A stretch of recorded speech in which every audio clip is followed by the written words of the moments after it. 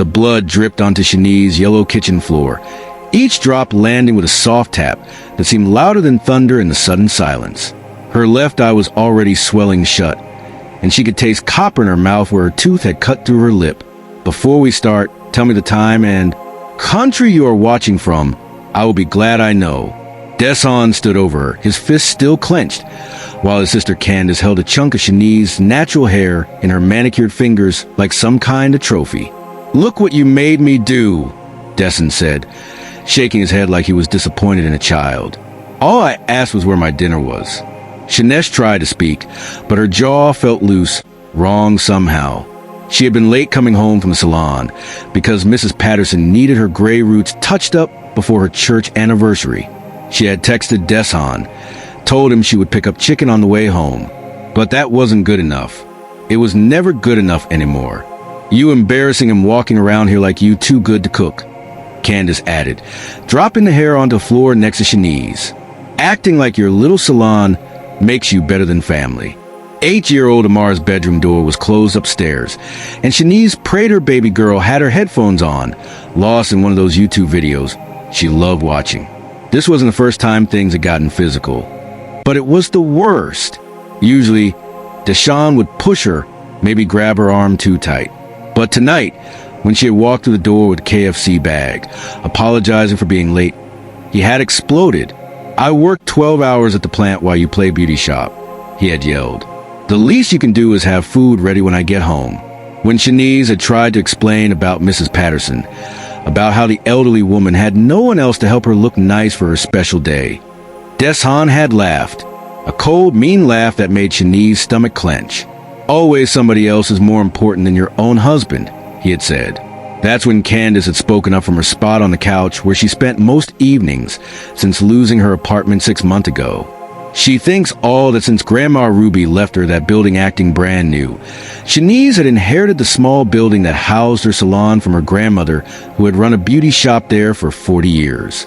It was the only thing that was truly hers, the only place where she felt like herself. At the salon, she was boss lady Shanice, the woman who could make anyone feel beautiful, who listened to problems and offered advice along with perfect relaxers and flawless braids. But here at home, she was shrinking smaller every day.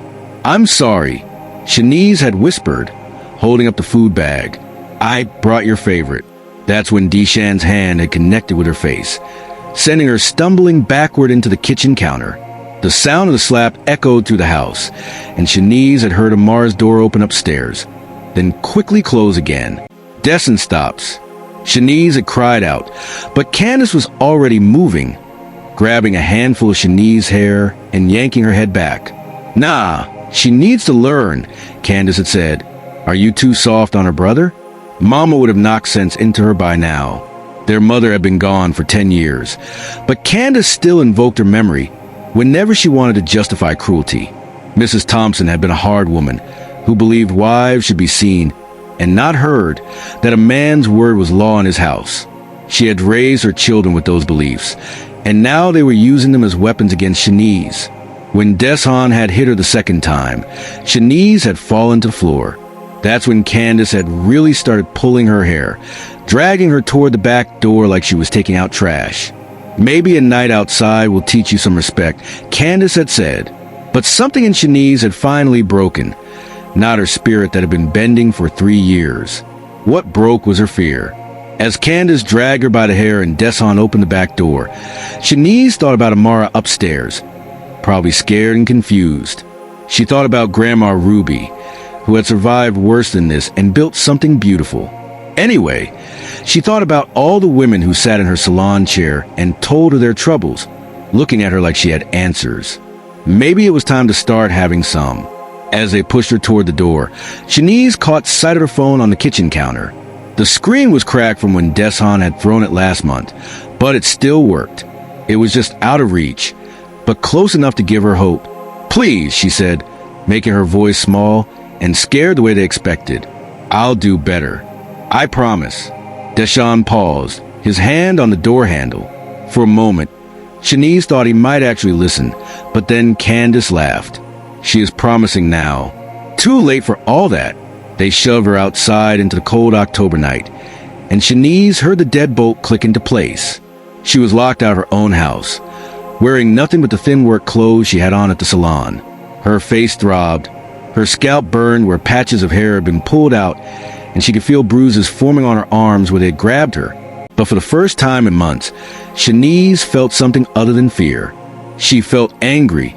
The house was quiet now, except for the sound of television. Deson and Candace thought they had won, thought they had put her in her place. They didn't know that Mrs. Evelyn next door was a night owl who would still be awake.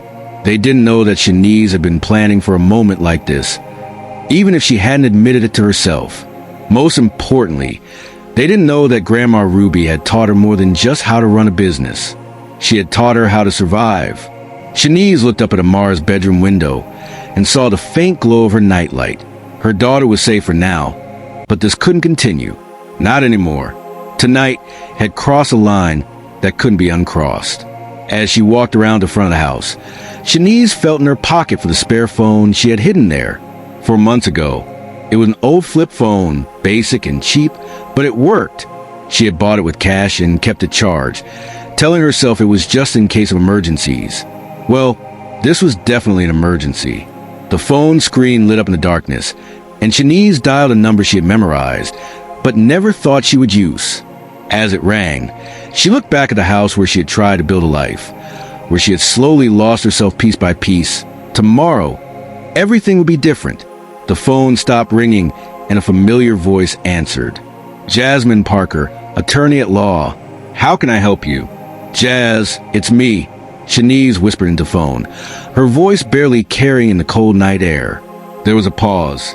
Then Jasmine's voice came through clearer, more alert. Shanice, girl, what time is it? Are you okay? Shanice had met Jasmine in college back, when they were both young and full of dreams. While Shanice had dropped out to marry Deshawn, Jasmine had pushed through law school and built a successful practice.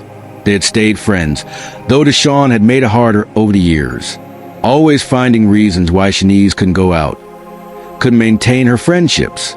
I need help, Shanice said, touching her swollen face gingerly. I'm ready. Those 2 words carried the weight of 3 years of conversations. Jasmine had been telling Shanice for months that she needed to leave. Deson had offered to help her file for divorce, had even offered to let Shanice and Amara stay at her place. But Shanice had always made excuses, always found reasons to stay. Not anymore. Where are you? Jasmine asked, and Shanice could hear her moving around, probably getting dressed outside my house. They locked me out. They? Who's they? Deshan and Candace. Shanice's voice broke as the reality of what had happened started to sink in. They beat me up, Jess, in front of my baby's room. The silence on the other end of the phone stretched for several seconds. When Jasmine spoke again, her voice was different, harder. This was Lord Jasmine now, not just friend Jasmine. Did you call the police? Not yet. I called you first. Good. Don't move. I'm coming to get you. Then we're going to the hospital, then the police station. Do not go back in that house alone. You hear me? Shanice looked around the quiet neighborhood. Most of the houses were dark, their occupants safe in their beds. She envied them. Their peace, their normal Friday nights. What about Amara? I can't leave her in there with them. We'll figure it out. But right now, you need medical attention, and we need to document everything. Is she safe tonight? Shanice thought about it. For all his faults, Deshawn had never laid a hand on Amara. He loved his stepdaughter in his own way, had adopted her when she was 4, and he and Shanice got married.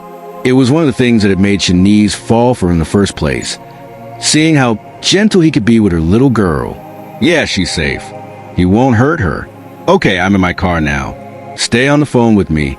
As Jasmine drove through the empty streets, Shanice found herself really looking at her neighborhood for the first time in months. The small houses lined up in neat rows, each with their little front yards and American flags. This was supposed to be the American dream, the life she had worked for. But dreams could turn into nightmares so slowly you didn't notice until you were trapped in them. Shanice talked to me. How bad are you hurt? Shanice took inventory of her injuries. Her left eye was swollen. Her lip was cut. Her scalp was tender where hair had been pulled out. Her ribs ached where she had hit the counter. I think I'm okay. Nothing broken. That's not okay, honey. None of this is okay. A police car drove slowly down the street, and Shanice instinctively stepped behind a tree. She wasn't ready to talk to police yet. Wasn't ready to make this official. Once she reported it, there would be no going back. I see you, Jasmine said, and Shanice looked up to see her friend's silver Honda pulling up to the curb. Come on. Shanice hung up the phone and walked the car, suddenly feeling self-conscious about her appearance. Jasmine took one look at her face, and her expression hardened even more. Oh, hell no, Jasmine said, reaching over to unlock the passenger door. Get in. We're ending this tonight. As they drove to the hospital, Shanice caught glimpses of herself in the side mirror. Her face was a mess, her hair wild where it hadn't been pulled out. She looked like a victim, and the sight made her stomach turn. I should have left sooner, she said quietly. Don't do that, Jasmine replied firmly. Don't blame yourself for what they did to you. You survived and now you're getting out. That takes courage. The emergency room was mostly empty at this hour, and they were seen quickly. The nurse who examined Shanice was gentle but thorough, taking pictures of all the injuries, asking careful questions about what had happened. Shanice told the truth, even the parts that made her feel ashamed. The police will want to talk to you, the nurse said. Are you ready for that? Shanice looked at Jasmine, who nodded encouragingly. Yes, Shanice said. I'm ready. Detective Rita Brown arrived an hour later, a tall black woman with kind eyes and a no-nonsense attitude. She had been working domestic violence cases for 15 years and had seen it all. But something about Shanice's story resonated with her. Tell me what happened tonight, Detective Brown said, settling into the chair beside Shanice's hospital bed. Shanice told the story again, this time in more detail. She talked about the escalating abuse, the way Deson had isolated her from friends and family, the way Candace had encouraged and participated in the violence. As she spoke, Detective Brown took careful notes. Has he hit you before? The detective asked. Not like this. Usually just pushes me around, grabs me too hard. Tonight was different. And his sister Candace. She lives with you for 6 months now. Ever since she lost her apartment, she's been making things worse. Telling Deson, I don't respect him enough that I need to be put in my place. Detective Brown nodded. She had seen this pattern before. Abusers often had enablers who encouraged their behavior. Family members who believed violence was acceptable in certain circumstances. What about your daughter? Has she witnessed the abuse? Shanice's voice broke. She was upstairs tonight. She's seen him push me before. But tonight she heard everything. How old is she? 8. Detective Brown's expression softened slightly. 8 was old enough to understand what was happening. Old enough to be traumatized by it. This wasn't just about Shanice anymore. Mrs. Thompson, I want you to know that what happened to you tonight is assault. Both your husband and his sister can be charged. Are you willing to press charges? Shanice felt Jasmine's hand squeeze hers. This was the moment of truth, the point of no return. Once she said yes, everything would change. Deson would be arrested. There would be court dates and lawyers, and a very public end to her marriage. But then she thought about Amara, about the sound of her bedroom door closing when the violence started. She thought about all the women who came to her salon with stories of their own pain, who stayed with men who hurt them because leaving seemed impossible. Maybe it was time to show them that it wasn't impossible after all. Yes, Shanice said firmly. I want to press charges. Detective Brown smiled. Good. Let's go get them. The sun was just beginning to rise when the police cars pulled up in front of Shanice's house. Detective Brown had worked quickly getting the arrest warrant signed by a judge who specialized in domestic violence cases. Shanice sat in Jasmine's car across the street, watching as officers surrounded her home. Her home. It was strange to think of it that way now. The little yellow house with the white picket fence that she had been so proud of when they first moved in. She had painted the shutters herself, planted the flower garden that Deson had never helped her maintain. Now it just looked like a prison she had finally escaped. You don't have to watch this, Jasmine said softly. We can drive around the block. No. Shanice replied, her voice stronger than it had been in months. "I want to see it." Detective Brown knocked on the front door, and Shanice could see movement to the living room window. Candace appeared first, opening the door in her pajamas with an attitude written all over her face. Even from across the street, Shanice could see her gesturing wildly, probably telling the officers they had no right to be there. Then Deshan appeared, and Shanice felt her heart skip a beat. For a moment, she almost felt sorry for him. He looked confused, vulnerable in his white t-shirt and boxers. This was a man she had fallen in love with, the one who had promised to take care of her and Amara forever. But then she remembered the feeling of his fist connecting with her face, the sound of Candace laughing as they dragged her by her hair. The sympathy died quickly. Detective Brown was talking to them, showing them the warrants. Shanice couldn't hear what was being said, but she could see Deshan's posture change as he realized what was happening. He started shaking his head, pointing toward the street where Shanice sat watching. "He sees you," Jasmine said. "Good," Shanice replied. "Let him see." The officers moved efficiently. Deson was handcuffed first, his hands secure behind his back as Detective Brown read him his rights. He kept looking toward Shanice's car, his expression a mixture of anger and disbelief. Candace was next, and she fought the handcuffs, her voice carrying across the quiet morning air as she screamed about innocent people being persecuted.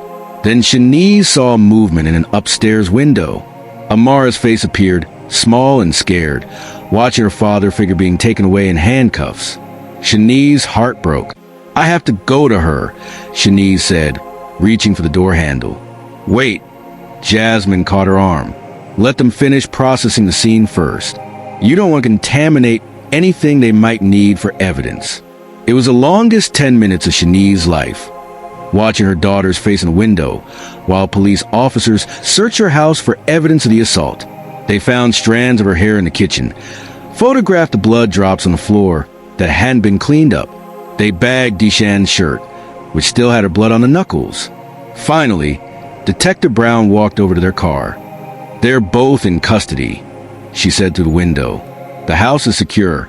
You can go in and get your daughter now, but I'll need you to be careful not to disturb the kitchen area until our crime scene team finishes." Shanice nodded and got out of the car. Her legs felt shaky as she walked up the front path, past the flowers she had planted with such hope 3 years ago. The front door was standing open, and she could see into the living room where Candace's belongings were scattered around. Clothes on the couch, dirty dishes on the coffee table. Evidence of a life lived without regard for anyone else's comfort. "Amara, baby," Shanice called as she climbed the stairs. Her daughter's bedroom door opened slowly and Amara peeked out. When she saw her mother's bruised face, her eyes filled with tears. "Mama, what happened to you?" Shanice knelt down and opened her arms. Amara ran to her, and Shanice held her tight, breathing in the familiar scent of her daughter's hair, feeling the steady beat of her heart. "Mama's okay now," Shanice said, though her voice was thick with emotion. "Everything's going to be okay. Where did Daddy Deshan go? Why were there police cars?" Shanice pulled back to look at her daughter's face. Amara had Deshan's dark eyes, but Shanice's stubborn chin. She was smart, too smart sometimes, and she deserved an honest answer. "Daddy Deshan hurt Mama last night," Shanice said carefully. "The police came to make sure he can't hurt me anymore. Is he coming back?" "Not for a while, baby. Maybe not ever." Amara nodded solemnly. At 8 years old, she had seen enough to understand that sometimes adults made bad choices. She had heard the fighting, seen her mother's bruises that Shanice thought she had hidden so well. "Are we going to live somewhere else now?" Mar asked. "For a little while, yes. We're going to stay with Aunt Jasmine until Mama figures things out. Can I pack my toys?" The question was so innocent, so practical, that Shanice almost laughed. Here she was having the most serious conversation of their lives, and her daughter was worried about her toys. "Yes, baby. Pack whatever you want to take." As Amara gathered her belongings, Shanice walked through the house she had called home for 3 years. In the master bedroom, she packed quickly, just clothes and personal items. The important documents she had hidden in a shoe box in the closet. She left behind the wedding photos, the gifts Destin had given her during the good times, all the physical reminders of marriage that had slowly turned toxic. In her jewelry box, she found a necklace Grandma Ruby had given her on her wedding day. It was a simple gold chain with a small cross, nothing fancy, but had belonged to her great-grandmother before that. Grandma Ruby had told her to wear it whenever she needed strength. Shanice fastened it around her neck and felt a little bit of that strength flow into her. Downstairs, Jasmine was talking to Detective Brown about the next steps. There would be court dates, preliminary hearings, possibly a trial. Deson and Candace would be held pending bail hearings, which might not happen until Monday since it was now Saturday morning. What about a restraining order? Jasmine asked. I'll get the paperwork started today. Detective Brown replied, an emergency order should be in place by this afternoon. Shanice listened to them talk about her life like it was a case to be managed, a problem to be solved. In a way, that's exactly what it was. She had become a statistic, another woman who had stayed too long with a man who hurt her. But she was also something else now. She was a survivor. Mama, I'm ready, Amara said, appearing at the top of the stairs with her backpack and a small suitcase. Me too, baby, Shanice replied. Me too. As they walked out of the house, Shanice turned to take one last look. The kitchen window was visible from the front yard, and she could see the evidence tape the police had left behind. By Monday, the whole neighborhood would know what had happened. People would talk, make judgments, take sides. But for the first time in 3 years, Shanice didn't care what people thought. She was free. 3 months later, Shanice stood in front of the bathroom mirror in Jasmine's guest bedroom, applying concealer to the last fading bruise on her cheek. The swelling around her eye had gone down weeks ago, and her hair had grown back where it had been pulled out, but the emotional healing was taking longer. Mama, are you ready? Amara called from the hallway. Miss Jasmine made pancakes. Coming, baby, Shanice replied, taking one last look at herself in the mirror. She looked different now, stronger somehow. The constant tension that had lived in her shoulders for 3 years was finally starting to ease. She was sleeping better, laughing more. Even Amara had noticed a change. You smile more now, Mama, her daughter had said just last week, like you used when I was little. The trial was scheduled to start in 2 weeks. Deson and Candace had both been released on bail after spending the weekend in jail, but the restraining order kept them away from Shanice and Amara. Deson had tried to call her several times, leaving voicemail messages that ranged from apologetic to angry to downright threatening. Jasmine had advised her to save them all as evidence. Good morning, beautiful, Jasmine said as Shanice entered the kitchen. She was standing at the stove flipping pancakes, while Amara sat at the breakfast bar already working on her stack. These are the best pancakes ever, Amara announced, syrup dripping down her chin. Don't let your Grandma Ruby hear you say that, Shanice replied, ruffling her daughter's hair. She thinks she makes the best pancakes in the world. Grandma Ruby? Shanice needed to call her today, needed to tell her about the decision she had made. It wasn't going to be an easy conversation. The salon had been closed for 3 months, while Shanice dealt with the legal proceedings and tried to get her life back together. Her regular customers had been understanding, but she knew she was losing business every day the doors stayed locked. Some of her clients had found other stylists, and she couldn't blame them. But yesterday, she had made up her mind. It was time to reopen. I'm going to the salon today, Shanice announced, accepting the plate of pancakes Jasmine handed her. By yourself? Jasmine asked, concern creeping into her voice. It's time, Jas. I can't hide forever. The truth was, Shanice missed her salon desperately. She missed the rhythm of her work, the satisfaction of making women feel beautiful, the community of women who gathered there to share their lives. The salon wasn't just her business. It was her sanctuary, the place where she felt most like herself. After breakfast, Shanice drove through the familiar streets toward her salon. The building looked the same from the outside, a small brick structure wedged between a barber shop and a convenience store. But the windows were dusty, and she could see mail piled up behind the glass door. She sat in her car for a few minutes, gathering courage. What if people blamed her for what had happened? What if they thought she should have left sooner? Should have been stronger. What if no one came back? Then she remembered something Grandma Ruby used to say. Baby girl, you can't let fear make your decisions for you. Fear will keep you small when God meant for you to be big. Shanice got out of the car and unlocked the salon door.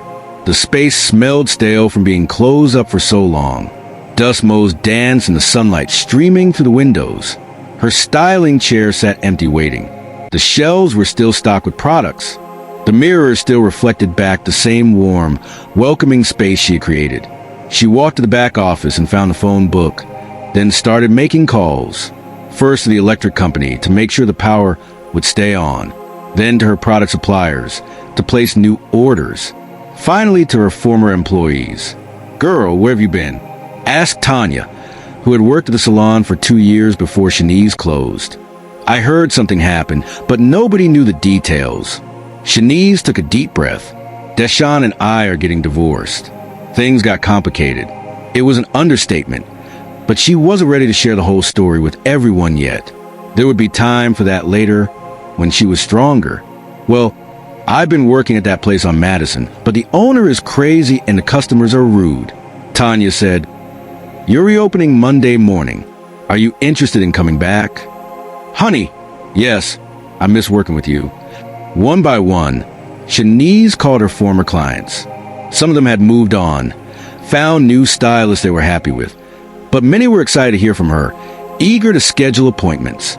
Mrs. Patterson, the elderly woman whose roots had led to that final confrontation, cried when she heard Shanice's voice.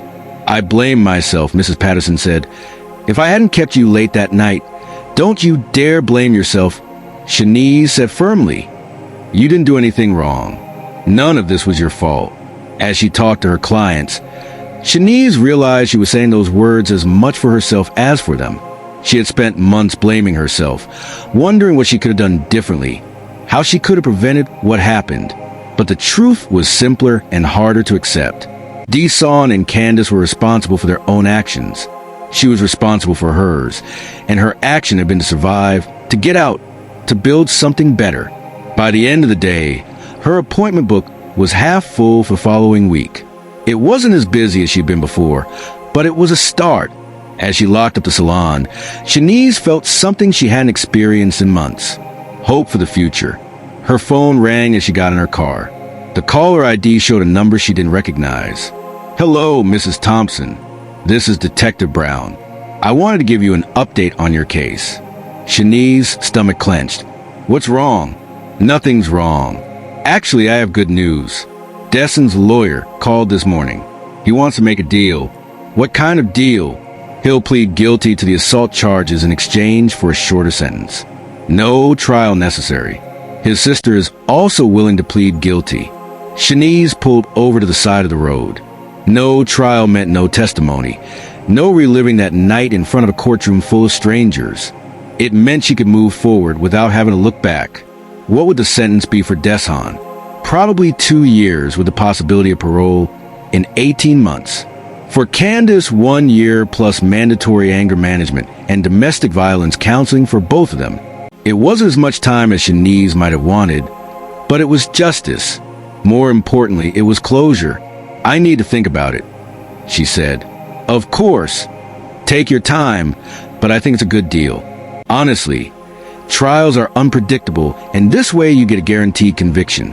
After hanging up, Shanice sat in her car and cried.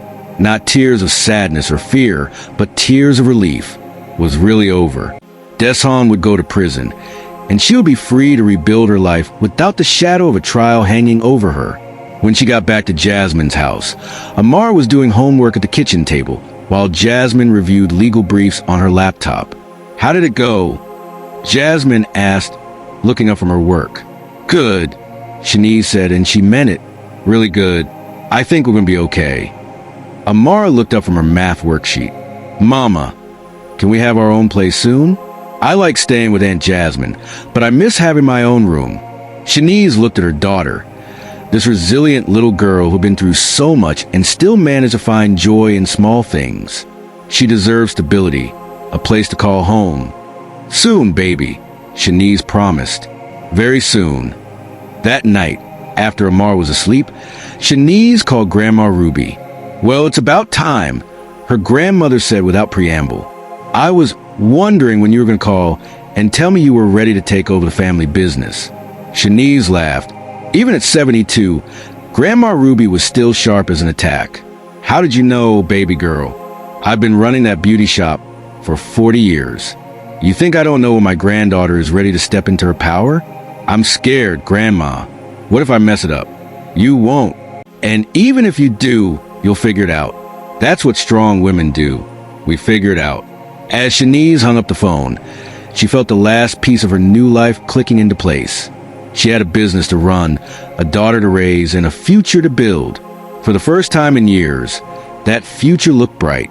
1 year later, Shanice stood in front of her salon, watching as a new sign was hung above the door. "Ruby's Legacy Beauty Salon." It is read in elegant gold letters.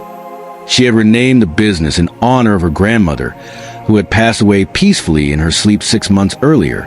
"It looks perfect, Mama," Amara said, squeezing her mother's hand. At 9 years old, Amara had grown taller and more confident. She spent her afternoons at the salon, doing homework in the back office or helping sweep hair from the floor. The other stylists spoiled her with attention, and she had become the unofficial salon mascot. "Miss Shanice," called Mrs. Patterson from across the street.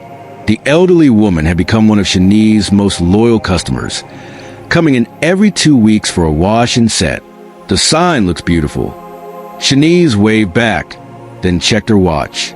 The grand reopening celebration would start in an hour, and she still had things to prepare. The salon was busier than it had ever been, with a waiting list of new clients and a team of 4 stylists who had become like family. Detective Brown had become a regular customer, too, stopping by once a month for a trim and a check on how Shanice was doing. Deson had served 18 months in prison and was now living in another state, honoring the terms of his parole that kept him away from Shanice and Amara. Candace had served her full year and hadn't attempted to contact him since her release. "Mama, look who's here," Amara called out excitedly. Shanice turned to see Jasmine walking up the sidewalk, carrying a large flower arrangement and grinning from ear to ear. "I can't believe how amazing this place looks," Jasmine said, giving Shanice a hug. Grandma Ruby would be so proud. The salon was indeed transformed. Shanice had used the insurance money from the divorce settlement to completely renovate the space. The walls were painted a warm sage green with elegant gold accents throughout. New styling chairs sat in front of modern mirrors, and the shampoo area had been expanded with luxurious reclining chairs. But most importantly, the space felt alive again, filled with laughter and conversation. "I have something for you," Jasmine said, pulling out a small wrap package. "It's from all of us, me, Detective Brown." Even Mrs. Patterson pitched in. Shanice unwrapped the gift carefully. Inside was a beautiful picture frame containing a photo of her and Grandma Ruby taken on the day she had inherited the salon. But surrounding the photo were dozens of small notes, words of encouragement from her clients, her friends, her community. "We wanted you to remember how many people believe in you," Jasmine explained. As Shanice read the notes, her eyes filled with tears. "You're stronger than you know," read one from Detective Brown.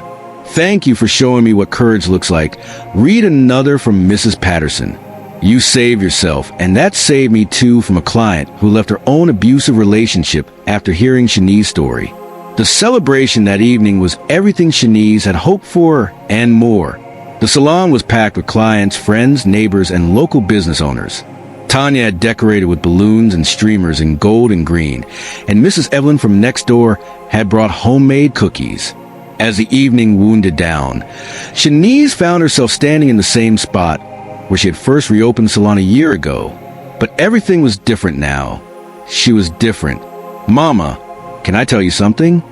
Amara asked, appearing at her mother's side. "Of course, baby. What is it?" "I'm proud of you," Amara said simply, "for being brave." Shanice knelt down to her daughter's level. "You know what, sweet girl? I'm proud of us. We did this together." Later that night, after all the guests had gone home and the salon was quiet again, Shanice sat in her styling chair and looked around at what she had built. Not just the business, but the community. Women came to her salon not just to get their hair done, but to find support, encouragement, and friendship. She had created a safe space, a place where women could be vulnerable and strong at the same time. Her phone buzzed with a text message from an unknown number. "I saw the article about your salon in the paper. I'm in a situation like you were. Can we talk?" Shanice stared at the message for a long moment, then typed back, "Yes, come in tomorrow at 10 a.m. We'll figure out together." As she locked up the salon for the night, Shanice thought about the journey that had brought her here. The pain, the fear, the moment when she had finally found the courage to make that phone call, the long road of healing and rebuilding that had followed. She touched the cross necklace that still hung around her neck, the one Grandma Ruby had given her. She could almost hear her grandmother's voice. "Baby girl, sometimes God breaks us down so he can build us back up stronger." Shanice had been broken. That was true, but she had been rebuilt, too. Piece by piece, choice by choice, day by day. And now she was using her strength to help other women find theirs. The little yellow house where she and Amara now lived was just around the corner from the salon. It was smaller than the one she had shared with Desan, but it was truly theirs. Amara had painted her bedroom walls purple, and Shanice had planted a new garden in the backyard. They were building new memories, new traditions, a new life. As she walked home under the streetlights, Shanice felt grateful for the woman she had become. Not despite what she had been through, but because of it. She had learned that she was stronger than she had ever imagined, braver than she had given herself credit for, and worthy of love and respect. Most importantly, she had learned that it's never too late to save yourself. The next morning, a young woman named Kendra walked into Ruby's Legacy Beauty Salon. She was nervous, jumpy, with a long-sleeved shirt that couldn't quite hide the bruises on her wrists. Shanice recognized the look in her eyes. It was the same look she had seen in her own reflection for 3 years. "I don't know where to start," Kendra said, her voice barely above a whisper. Shanice guided her to a chair and began gently combing through her hair. "You already started," she said softly. "You walked through that door. That was the hardest part." As she worked, Shanice told Kendra her story, not to frighten her, but to show her that survival was possible, that life after abuse could be beautiful. By the time Kendra left that day, she had Jasmine's phone number, information about local shelters, and most importantly, hope. Over the following months, Kendra became a regular client. Shanice watched her transformation, the way she began to speak up for herself, the way her shoulders straightened, the way she started to smile. When Kendra finally left her abusive boyfriend and moved into her own apartment, Shanice threw her a small celebration at the salon. "You saved my life," Kendra told her that day. "No," Shanice replied. "You saved your own life. I just showed you it was possible." Word spread through the community about what Shanice was doing. Women started coming to her salon, not just for hair services, but for support and guidance. Some were ready to leave their abusers. Others were just beginning to recognize that they were in dangerous situations. Shanice helped them all, connecting them with resources, offering encouragement, and most importantly, showing them through her own example that they could rebuild their lives.